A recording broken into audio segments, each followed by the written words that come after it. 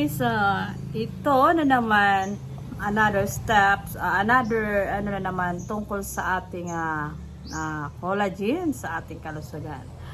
So welcome back sa aking channel, ang aking mga ka-organic living at ka-health tips. So yan guys, hindi na ako patupik-tumpik, diretsahan na tayo.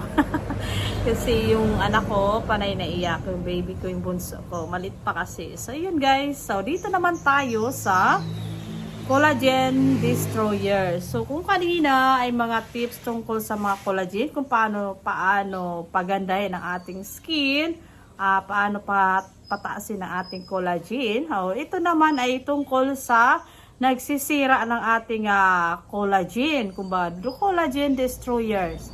So ito yung mga collagen destroyer. Sobrang asukal at refined carbohydrates. Ang glycation ay nagtatali ng glucose o collagen fibers na nagpaparupok ng collagen structures. So, ayan. Pag lagi kayong kumakain ng mga matatamis, carbohydrates, ay sinisira ang ating collagen sa ating katawan. Sinisira o kinakain, kumbaga, no? Tinutunaw. So, yun, mawawala ang ating collagen sa ating pampaganda ng ating skin kapag lagi tayong kumain ng mga matatamis, ng mga carbohydrates, no? Sobrang sun exposure ng walang protection, ang UV radiation, ang numero 1 extrinsic collagen destroyer. Yung sorry. Yung baga na lumalabas ka na wala kang nilalagay lamang na cream para maprotektahan ang inyong katawan, maprotektahan ang inyong face, nasusunog o lagi nasusunog ang ating skin sa araw, sa sikat ng araw o kahit pag mga ganitong oras, mainit na. So dapat meron tayong in-apply o nilalagay sa ating face, sa ating katawan para hindi masunog ang ating balat ng araw, no? Kasi ang araw pala, no? Ang araw pala ay ang siyang unang numero 1 intrinsic collagen destroyer, ang araw. So, ingat-ingat tayo. So, kapag tayo lumabas, magdala tayo ng payong, mainit man o umulan, kailangan payong para hindi masunog ang ating katawan, no? Hindi mawawala, hindi masisira ang ating collagen.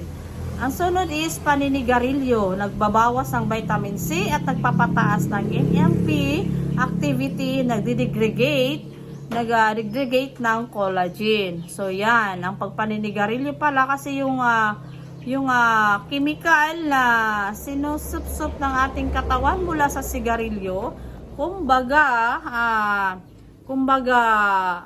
alam mo yung kumukulubot yung skin natin, kumukulubot din yung nilagyan, no? Yung mga, kumbaga yung part ng collagen ng ating katawan, kumbaga kinukuyos o kinukumot na kumukulubot, no? So tinutunaw, sinisira. So yun. Kulang sa tulog, yun. Isa rin pala yun sa collagen destroyer, yung kulang sa tulog. Kulang sa tulog, ang growth hormone ay primarily secreted sa deep sleep.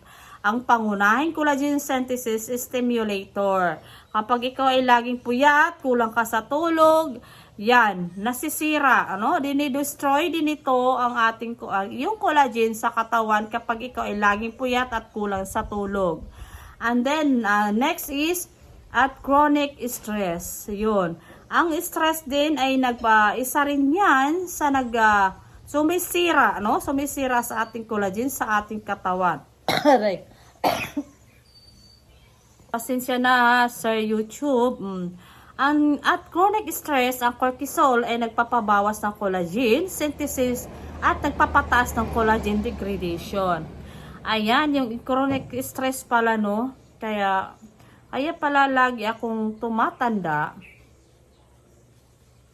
Palagi tumatanda. Kaya mabilis akong tumanda kasi lagi akong stress, no?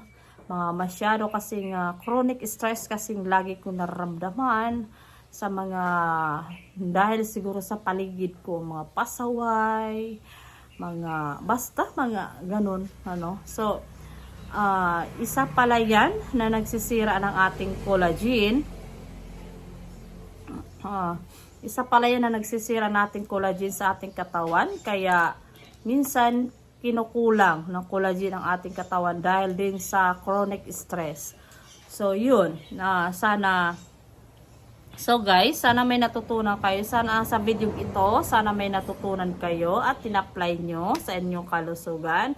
Dahil napakahalaga ng tulong nito at napakahalaga ng ambag, ano? Kumbaga, parang guide sa atin. So, yun lang. So, sana, kung bago ka pa lang sa aking channel, paki-subscribe na lang din. And then, sana maging masaya kayo habang pinapanood niyo ito dahil sigurado ako na meron kayong makukuhang magandang aral sa video ito. So yun lang guys,